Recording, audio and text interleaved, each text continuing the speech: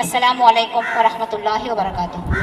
ஷைத்தான் ஊசலாட்டங்களை போட்டுக்கிட்டே தான் இருப்பான். இதை செஞ்சா நல்லா இருக்குமே, இதை வாங்கினா நல்லா இருக்குமே, இதை பார்த்தா நல்லா இருக்குமே, இதை பேசினா நல்லா இருக்குமே, இப்படி பல விதமான அழகழகு கற்பனைகளையும் கவர்ச்சிகளையும் எல்லாம் நம்மளுக்கு சைத்தான் நம்மளுக்கு காட்டிக்கிட்டு தான் இருப்பான். அப்போ என்ன செய்யணும்? ஒரு விஷயமும் பண்ணும் போது 4 விஷயத்தை நினைவு கூர்ந்துக்கோங்க. இந்த 4 விஷயத்தை நினைச்சு பார்த்துக்கிட்டு அதை செய்யணுமா செய்ய வேணாமான்னு சிந்திச்சாலே வாய்ப்புகளை நம்ம ஒரு அளவுக்கு சரியாக பயன்படுத்திக்குவோம். ஃபர்ஸ்ட் கபரை நினைச்சு. ஃபர்ஸ்ட் என்ன இருக்கு? நம்மளோட ஒரு நீண்ட நாள் வாழக்கூடிய ஒரு வீடு, சரிங்களா? இதெல்லாம் ரொம்ப குறுகிய காலம் இருக்கும் ஒரு வீடு. நம்ம மறுமை நிரந்தர வீடு, அதுக்கு நடுவில் ரொம்ப காலங்கள் போய் இருக்க போறோம்னா அது எந்த இடம்? அப்ப இந்த செயலை செஞ்சா என் கபர் வாழ்க்கை எப்படி இருக்கு? இதை நான் பேசினா, இதை செஞ்சா, இதை பார்த்தா என்னோட கபர் வாழ்க்கை எப்படி? இதை முதல்ல சிந்திக்கணும். ஃபர்ஸ்ட். ரெண்டாவது, எழுப்பப்படுவோம் திருப்பி கபூர்ல இருந்து. கட்டாயமா நம்பிக்கை கொண்டோம் இல்லையா? மறுமை நம்பிக்கை கொண்டோம் இல்லையா? மறுமை நம்பிக்கை கொண்டோம்னா என்ன? மறுமை ஒண்ணு நடக்கும் மட்டுமா? கபரு சேர்ந்துரும், அதுல எழுப்பப்படுறது சேர்ந்துரும், கேள்வி கணக்கு சேர்ந்துரும், நரகம் சேர்ந்துரும், சொர்க்கம் சேர்ந்துரும், எல்லாம் சேர்ந்ததுதான் மறுமை நம்புதல். அப்ப மறுமை நம்பணும்னு ஈமான் கொண்டோமே, அந்த ஈமான் கொண்டுட்டோம்னு சொன்னதுனால அல்லாஹ் நம்மளே யா அய்யுஹல்லதீன ஆமனு கூப்பிட்டு பேசுறானே. அப்ப நம்ம அதுக்கு தகுந்த மாதிரி நடந்துக்கணுமா இல்லையா? இந்த செயலை செஞ்சா என் கபர் வாழ்க்கை எப்படி இருக்கும்னு யோசினதுக்கு அப்புறம் ஓகே, திருப்பி எழுப்பப்படுவோமே, உலகத்து மக்கள் அனைவர் முன்னாடியே எழுப்பப்படுவோமே, அவ்வளவு மலக்குமார்கள் நிற்பாங்களே, அவ்வளவு தூதர்கள் நிற்பாங்களே, அவங்க முன்னாடி நாளைக்கு எழுப்பப்படுவோமே. எந்த நிலையில எழுப்பப்படுவோம்? ஒரு பாவம் செஞ்ச நிலையில் மரணித்தால் அந்த பாவம் செய்தவனாகவே எழுப்பப்படுவான்னு சொல்றாங்க. கண்கள் நீளும் கண்கள் கொண்டவர்களாக பாவம் செய்தவர்களை எழுப்புவான். பைத்தியம் தீண்டியவர்களாக அல்லாஹ் எழுப்புவான் சில பேரை. அதுபோல ஒருத்தரையும் ஒரு கால தலையால் நடக்கக்கூடியவர்களாக எழுப்புவான் சிலரை. இந்த மாதிரி ஒவ்வொரு நிலையிலும் மறுமையில எழுப்பப்படுவோம். அந்த மறுமையில இதை செஞ்சா அல்லாஹ் என்னை எப்படி எழுப்புவான் யோசிக்கணும்.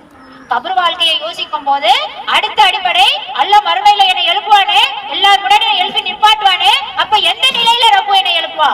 அல்லாவே இதை நம்ம செய்யக்கூடாது, ஒதுக்கணும். இது வாய்ப்பை பயன்படுத்திக்கிறதுல அடுத்த அடி கேள்வி கணக்கு. மூன்றாவது நினைக்கணும். எழுப்பிட்டா கபர் முடிஞ்சிச்சு, எழுப்பிட்டா அடுத்ததுக்கு கிடைக்குமா? எடுத்துவானே கேள்வி கணக்கு கேட்க மௌஷர் மைதானத்துல அத்தனை பேரும் வரிசை கட்டி நிப்பாங்களே. ஆதம் நபியில இருந்து கடைசியா பிறந்த குழந்தை முன்னாடி எல்லாம் வச்சு கேள்வி கேட்க போறாங்க.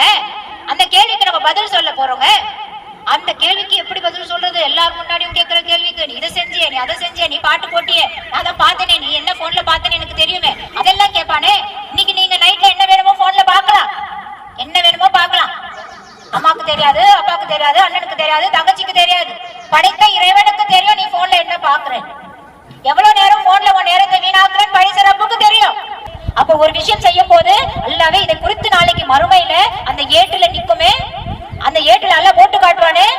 அப்ப நான் இந்த விஷயத்தை செஞ்சா நாளைக்கு அல்லாஹ்விடத்துல போய் தலை நிமிர்ந்து நிக்க முடியுமா அப்படின்னு அடுத்த ஒரு செகண்ட் அதையும் நம்ம யோசிக்கணும். சரிங்களா?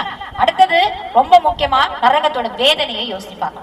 நரகத்தோட வேதனையை யோசிங்க. இந்த செயல் செய்யறதுனால நரகத்துல என்ன தண்டனை கிளியரா இருக்குங்க. நம்ம மார்க்கத்துல என்ன செஞ்சா என்ன தண்டனை? வட்டி வாங்குறீங்களா என்ன தண்டனை? நேர்முக வட்டியா மறைமுக வட்டியா என்ன தண்டனை? பொய் பேசுனீங்களா என்ன தண்டனை? அம்மாவை சீன்னு சொன்னீங்களா என்ன தண்டனை? வட்டி வாங்குனீங்களா என்ன தண்டனை? இந்த மாதிரி எல்லாத்துக்கும் அல்லாஹ் மார்க்கத்துல தெளிவா சொல்லும் போது அப்போ நான் இந்த பாவத்தை செய்யறேனே, இது எந்த பாவத்துல வரும்? பின்னாடி போய் யார் வீட்டு பத்தியாச்சும் பக்கத்துல இருக்கவங்களை பத்தி யாரோ போன்ல புறம் பேசிட்டோமா, அல்ல என்ன தண்டனை காத்துட்டு இருக்கோம், செய்யலாமா? அப்படி தெரியாம எனக்கும் செஞ்சுட்டோம்னா அதுக்கு பாவ மன்னிப்பு கேட்டோமா? சொர்க்கம்னு ஒண்ணு இருக்குது, அதையும் சிந்திச்சு பார்க்கணும்ல. இதை செஞ்சா அந்த சொர்க்கம் மிஸ் ஆயிடுச்சுன்னா, இல்ல இதை செஞ்சா அந்த சொர்க்கம் கிடைக்கும்னா, சொர்க்கத்துல பல படித்தரங்கள் வேலை வச்சிருக்கேன் நல்லா சொல்றானே. ஒரு சொர்க்கம் ஒரே சொர்க்கமா எல்லாருக்கும்? உன் இறையச்சம் எப்படி இருக்கு, உன்னோட பரலுகள் எப்படி இருக்கு, உன்னோட சுண்ணத்துகள் எப்படி இருக்கு, உன்னோட இறையச்சம் தக்வா பயம் தனிமை மத்த நேரங்கள் எல்லாம் எப்படி இருக்கு, இதை பார்த்து பார்த்து உனக்கு ஸ்டேட்டஸ் தருவானே எல்லா நாளைக்கு. அப்ப இதை செய்யும் போது என்னோட ஸ்டேட்டஸ் குறையுமா, என்னோட ஸ்டேட்டஸ் அதிகமா இருக்குமா? சொர்க்கத்திலே பெரிய சொர்க்கத்துக்கு போவேனா இல்ல சின்ன சொர்க்கத்துக்கு போவேனா? நம்ம ஏன் அந்த ஜன்னத்துல பெருதோஜன உயர்ந்த படித்தரத்துல போக கூடாது? ஏன் நம்மளுக்கு அங்க ஒரு மாளிகை கிடைக்க கூடாது? 12 ரக்காத் சுன்னத்து தொழுவுங்க மாளிகை கொடுக்குறேன்னு சொல்றாங்க. அந்த வாய்ப்பை கூட நம்மளால பயன்படுத்திக்க முடியாதா? சுன்னத் தொழுகை தொழுவ முடியாதா? 12 போதும். நாளைக்கு சொர்க்கத்துல எல்லாம் ஒரு மாளிகையை கொண்டு போய் நம்மள குடி வைப்பானே, அந்த ஏக்கம் இல்லாம நம்ம வாழலாமே. அதுக்கான எந்த வாய்ப்புகளை நம்ம பயன்படுத்திக்கிட்டோம், தவற விட்டுட்டோம். வாய்ப்புகளை இதுதான் தவற விடுறது அப்படின்றது. ரசூலுல்லாஹ் சொன்னது அனைத்தும் சுன்னத்துதான். அதை கடைபிடிக்கிறோமா? அவரை நேசிக்கிறோமா?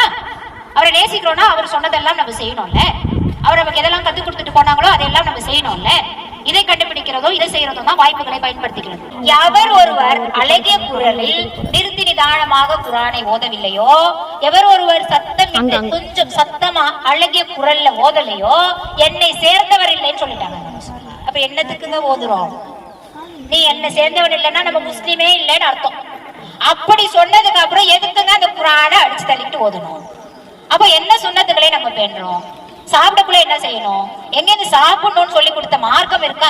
அப்படி எல்லாம் நம்மளுக்கு பாயிண்டா நன்மைகளை அள்ளி கொடுத்துட்டு போன மார்க்கம், அள்ளி கொடுத்துட்டு போன ரசூல்லா இருக்காங்க. நம்மளுக்கு அழகிய முறையில் சொல்லி கொடுத்த ரசூல்லா இருக்காங்க. நம்ம அதை பின்பற்றோமா? எத்தனை பேருக்கு குரானும் ஹதீஸும் தான் மார்க்கம் என்றது கூட தெரியல. நன்மை இல்லாம நாளைக்கு கை செய்த மடிச்சு மறுமையில போய் நிக்க முடியாது. எதெல்லாம் வாய்ப்பு கிடைக்குதோ, உங்களால என்னெல்லாம் செய்ய முடியுமோ, எவ்வளவெல்லாம் நன்மைகளை அள்ளிக்கொள்ள முடியுமோ, எப்படியெல்லாம் சுன்னத்துகளை பின்பற்றிக் கொள்ள முடியுமோ அத்தனை வழியிலையும் முயற்சி செய்துகிட்டே இருங்க. இன்ஷா அல்லாஹ் அப்பதான் மறுமையில நம்மளால வெற்றி கொடுக்க முடியும். இன்ஷா அல்லாஹ் அந்த நன்மை என்ற வாய்ப்புகள் அனைத்தையும் பயன்படுத்தி நாளைக்கு சொர்க்கம் செல்லும் போது வாய்ப்புகள் அனைத்தையும் நல்ல முறையில் பயன்படுத்தி வந்தவர்கள் அப்படின்னு அடையாளப்பட்டு ஜன்னத்துல் ஃபிர்தௌஸ் என்ற உயர்ந்த சொர்க்கத்துல அந்த பக்கம் எல்லாம் மலக்குமார்கள், இந்த பக்கம் எல்லாம் ரசூல்மார்கள் எல்லாரிடத்திலும் இருந்து அவங்களோடவே வாழக்கூடிய பாக்கியத்தையும் இந்த வாய்ப்புகள் மூலமா எல்லாம் நம்மளுக்கு கொடுக்கணும். இன்ஷா அல்லாஹ் முயற்சி செய்வோமா? கிடைக்கக்கூடிய எந்த வாய்ப்பையும் தவற விடாம எல்லா வாய்ப்புகளும் நம்மளால முடிஞ்ச அளவுக்கு செய்து செய்து செய்து சொர்க்கம் செல்லக்கூடிய நன்மக்களில் அல்லாஹ் சுப்ஹானஹு வ தஆலா நம் அனைவரையும் ஆக்கி அருள் செய்ய வேண்டும். வாஹிர் தஹ்வானா அல்ஹம்துலில்லாஹி ரப்பில் ஆலமீன். அஸ்ஸலாமு அலைக்கும் வரஹ்மத்துல்லாஹி வபரகாத்துஹு.